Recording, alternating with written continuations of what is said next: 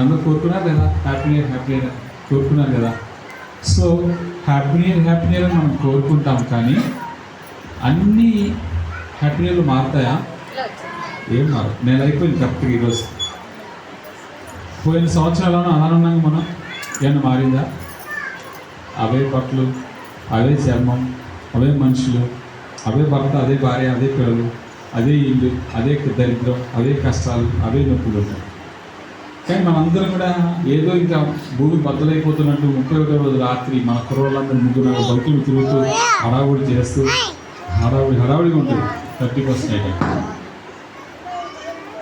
మంచిది, చల్లగానే ఉంది కదా, ఆర్పడే అన్ని గొడవలు. సో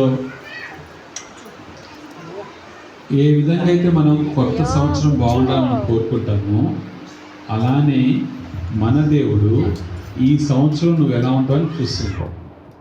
నీ పేరేంటి? గౌరీ. నీ పేరు? జగదీష్.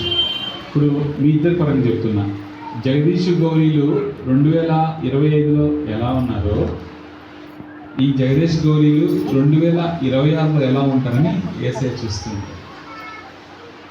పోయిన సంవత్సరం ఉన్నట్లే మీరు ఉంటే, ఈ సంవత్సరంలో మీరు ఏమి అభివృద్ధి లేకపోతే ఆత్మీయంగా మీరు ఎదగనట్లు.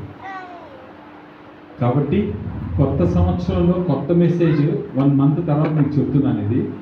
ఈ మెసేజ్ వింటే మీ జీవితాలు చాలా బాగు చేసుకోవచ్చు, బాగుపడతాయి అన్నమాట. అలా బాగుపడాలంటే కొంచెం శ్రద్ధ పెట్టి వినండి. టైము కరెక్ట్ చెప్పిన కదా, 6 గంటలు ముగించేస్తాం. మన జీవితం